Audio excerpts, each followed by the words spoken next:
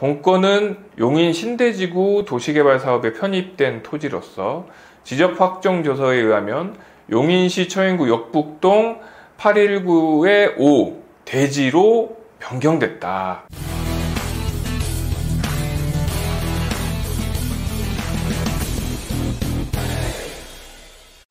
부동산 경매를 보다 보면 농지를 샀는데 대지값으로 평가를 내릴 때가 있어. 농지를 샀는데 감정을 대지로 했다.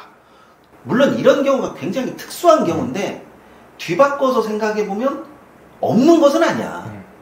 왜냐하면 환지 처분이라는 것도 있고 현금 청산이라는 부분도 있는 거니까. 그런데 이 바닥에 돈이 흘러가는 편을 보게 되면 정말 냉정해. 어떤 때는 경매에 낙찰자가 나왔음에도 불구하고 취소나 기각을 시켜버리고, 또 어떤 때는 똑같은 물건이 나와 있음에도 그 물건이 어떻게 흘러가는가를 보면서 자기 유리한 쪽으로 해석하시는 분들이 있으니까.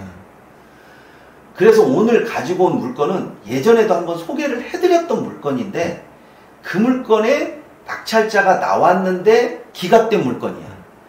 그러다 보니까 이런 물건이 현재에도 나와 있어. 지금도 나와 있다고요? 근데 이 진행되는 물건을 제가 바로 이야기하기가 조금 뭐해서 예전에 있던 물건을 내가 가지고 왔거든. 한번 좀 보자고. 어떤 물건인지 같이 화면을 보도록 하겠습니다. 2023 타경 7767 사건이고요. 소재지는 경기도 용인시 처인구 역북동에 있는 전입니다.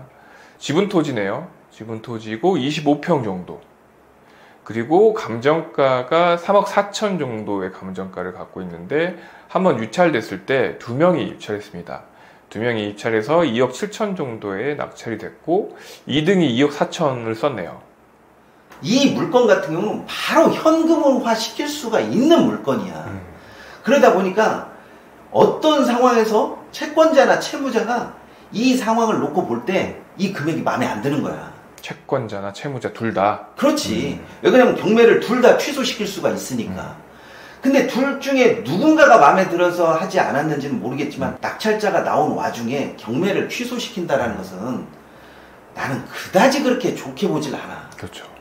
그리고 이게 기각이 됐기에 망정이지, 만약에 기각이 안 됐으면 누군가는 손실을 제대로 볼 수밖에 없어. 자, 이 땅은 농지인데요. 농지인데 준주거 지역이네요. 그렇지. 그러니까 개발 사업이 진행되는 농지야. 이런 땅 같은 경우는 지켜보는 것이 높고, 또 이런 땅은 바로 현금화가 가능하기 때문에 이 현금화되는 그 금액보다도 낮게 살려고 하는데, 낮게 사면 어떻게 돼? 이 땅을 날린 사람이 손실을 보는 거잖아. 그렇죠. 그러니까 당연히 경매를 취소하거나 기각시킬 수 있는 요인으로 작용하는 거지. 준주거 지역의 25평, 단가가 제곱미터당 400만 원이니까 평당 1200 이상 한다는 얘기죠. 이게 어떻게 해서 농지냐고. 그렇죠. 이건 농지로서의 기능도 못하지만 이거 평가 자체가 농지로서 된 것이 아니라는 걸 알 수 있어야 돼. 그렇죠. 자, 이 땅은 지하철 레버라인 명지대역 북측 인근에 위치하고 있고, 부근은 상업시설, 근린생활시설, 그리고 단독주택 및 공동주택 등이 혼재하고 있다. 그리고 차량이 진입이 가능하고, 또 인근에 이 전철역이 있다. 그리고 동측으로 20m 내외 포장도로에 접해 있다고 하니까 한 4차선 도로는 되겠네요. 그렇지. 이미 이쪽에다가 건축물을 지으려고 밑작업을 다 끝냈다라는 이야기가 되는 거지.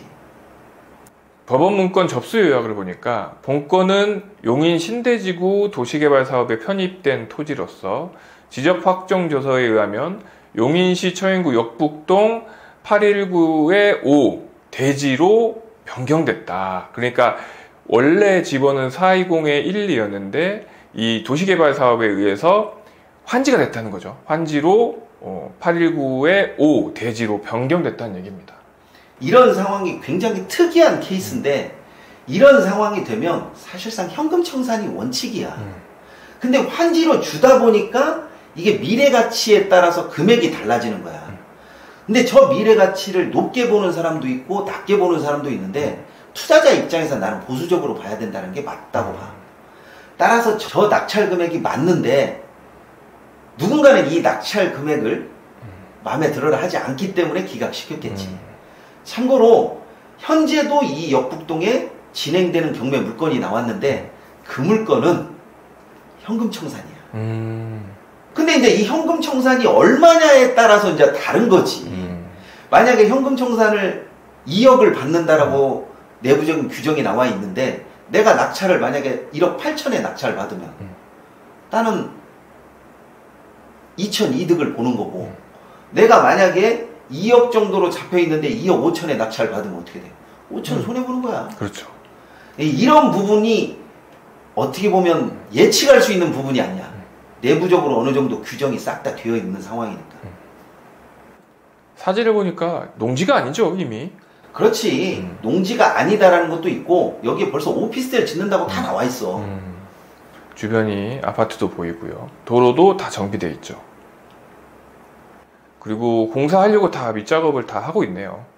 아마 지금쯤이면 꽤 올라갔을걸? 자, 이렇게 노란색으로 준주거로 되어 있고요.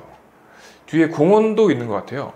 저렇게 공원을 끼고 있는 준주거 같은 경우에는 조금 오래될수록 저 공원 때문에 가치가 조금씩 올라가는 게 일반적인 부동산 물건의 특성입니다. 그렇죠.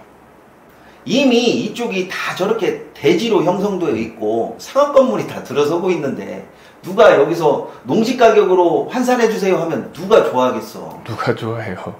그러니까 이미 기대 심리가 빵빵하게 올라와 있는 상황에서는 여 상황에서는 어느 정도의 값어치가 있을 것이고 향후 전망이 어떻게 될 것인가를 따져서 입찰하는 게 낫지 여 상황에서 너무나 욕심을 내면 당연히 패착할 것이고 그렇다고 해서 너무 기대 심리를 가져가게 되면 이득이 박하지.